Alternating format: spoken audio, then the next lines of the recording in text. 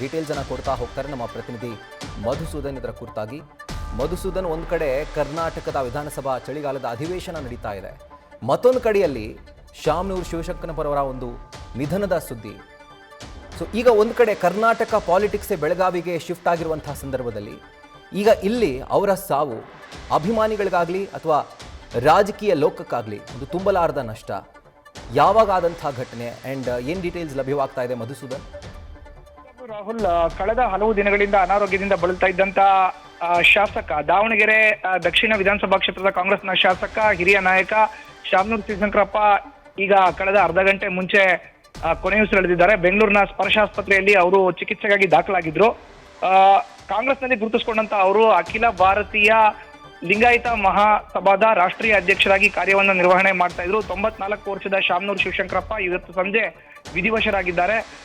ಇದು ನಿಜಕ್ಕೂ ಕೂಡ ರಾಜಕೀಯ ವಲಯದಲ್ಲಿ ತುಂಬಲಾರದ ನಷ್ಟ. ಹಿರಿಯ ಶಾಸಕರು ಇವತ್ತು ಅಗಲಿದ್ದಾರೆ. ಸಚಿವರಾಗಿ ಕೂಡ ಅವರು ಕಾರ್ಯವನ್ನು ನಿರ್ವಹಿಸಿದ್ದಾರೆ. ಪ್ರಮುಖವಾಗಿ ಪ್ರಬಲ ವೀರಶೈವ ಲಿಂಗಾಯತ ಸಮುದಾಯದಲ್ಲಿ ನಾಯಕರಾಗಿ ಗುರುತಿಸಿಕೊಂಡಂತ ಶಾಮನೂರು ಶಿವಶಂಕರಪ್ಪ ಇಡೀ ಕುಟುಂಬ ರಾಜಕಾರಣದಲ್ಲಿ ಗುರುತಿಸಿಕೊಂಡಿದೆ. ಅವರ ಮಗ ಎಸ್ ಮಲ್ಲಿಕಾರ್ಜುನ್ ಅವರು ಈಗ ಸಿದ್ದರಾಮಯ್ಯ ಅವರ ಸರ್ಕಾರದಲ್ಲಿ ಸಚಿವರಾಗಿ ಕಾರ್ಯವನ್ನು ನಿರ್ವಹಿಸ್ತಾ ಇದ್ದಾರೆ. ಅವರ ಸೊಸೆ ಪ್ರಭಾವತಿ ಅವರು ದಾವಣಗೆರೆ ಲೋಕಸಭಾ ಕ್ಷೇತ್ರದ ಕಾಂಗ್ರೆಸ್ನ ಸಂಸದೆಯಾಗಿ ಕಾರ್ಯವನ್ನು ನಿರ್ವಹಿಸ್ತಾ ಇದ್ದಾರೆ. ಇನ್ನು ಶಾಮನೂರು ಶಿವಶಂಕರಪ್ಪನವರಿಗೆ ಕಳೆದ ಹಲವಾರು ದಿನಗಳಿಂದ ಅನಾರೋಗ್ಯ ಕಾಡ್ತಾ ಇತ್ತು. ಹೀಗಾಗಿಯೇ ಅವರು ಆಸ್ಪತ್ರೆಗೆ ದಾಖಲಾಗಿದ್ರು. ಇಂಡಿಯನ್ ನ್ಯಾಷನಲ್ ಕಾಂಗ್ರೆಸ್ ನಲ್ಲಿ ಗುರುತಿಸಿಕೊಂಡಿದ್ರು. ಅವರ ಹೆಂಡತಿ ಪಾರ್ವತಿ ಜೊತೆಗೆ 3 ಮಕ್ಕಳನ್ನ ಈಗ ಅವರು ಅಗಲಿದ್ದಾರೆ. 4 ಪುತ್ರಿಯರನ್ನ ಅವರು ಈಗ ಅಗಲಿದ್ದಾರೆ.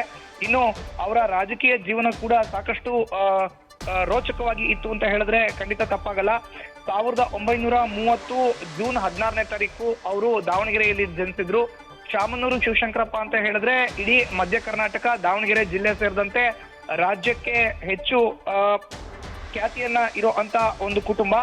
ಇನ್ನು ದಾವಣಗೆರೆ ದಕ್ಷಿಣ ವಿಧಾನಸಭಾ ಕ್ಷೇತ್ರದ ಹಾಲಿ ಶಾಸಕರಾಗಿದ್ರು ಅವರು ಇವತ್ತು ವಿಧಿವಶರಾಗಿದ್ದಾರೆ. ಇನ್ನು 4-5 ದಶಕಗಳ ಕಾಲ ಅವರು ರಾಜಕೀಯ ರಂಗದಲ್ಲಿ ಸೇವೆಯನ್ನ ಸಲ್ಲಿಸಿದ್ದಾರೆ. ಇನ್ನು ಸರ್ದಾರ್ ಲಿಂಗಾಯತ್ ಕಮ್ಯುನಿಟಿಯ ಪ್ರಮುಖ ರೂವಾರಿಯಾಗಿ ಅವರು ಗುರುತಿಸಿಕೊಂಡಿದ್ರು. ಬಾಪೂಜಿ ಎಜುಕೇಶನ್ ಟ್ರಸ್ಟ್ ನ ಎಜುಕೇಶನ್ ಅಸೋಸಿಯೇಷನ್ ನ ಚೇರ್ಮನ್ ಆಗಿ ಕೂಡ ಅವರು ಕಾರ್ಯವನ್ನು ನಿರ್ವಹಿಸಿದ್ದಾರೆ. Bapuji institute of engineering and technology ಅದರ ಒಂದು ಚೇರ್ಮನ್ ಆಗಿ ಕೂಡ ಅವರು ಕಾರ್ಯವನ್ನು ನಿರ್ವಹಿಸ್ತಾ ಇದ್ದಾರೆ. ಇನ್ನು ಬೆಂಗಳೂರಿಗೆ ಬಂದ ಬೋರೇಗೌಡ ಬೆಂಗಳೂರಿಗೆ ಬಂದ ಅನ್ನೋ ಚಿತ್ರವನ್ನ ಕೂಡ ಅವರು ನಿರ್ಮಾಣ ಮಾಡಿದ್ದಾರೆ. 1970ನೇ ಇಸ್ವಿನಲ್ಲಿ ತೆರೆಕಂಡಂತ ಚಿತ್ರ ಇದು. ಹೀಗಾಗಿ ಹಿರಿಯ ರಾಜಕಾರಣಿ ಅವರು ಇವತ್ತು ಅಗಲಿರುವಂತದ್ದು ಇಡೀ ರಾಜಕೀಯ ವಲಯ ಸೇರಿದಂತೆ ವಿವಿಧ ಕ್ಷೇತ್ರಗಳಿಗೆ ತುಂಬಲಾರದ ನಷ್ಟ ಅಂತಾನೆ ಹೇಳಬಹುದು. Rahul. Right Madhusudan, thank you ಡೀಟೇಲ್ಸ್ಗೆ. ನ್ಯೂಸ್ ಫಸ್ಟ್ ನಿರ್ಭೀತಿಯಿಂದ ನಿಮ್ಮ ಪರವಾಗಿ.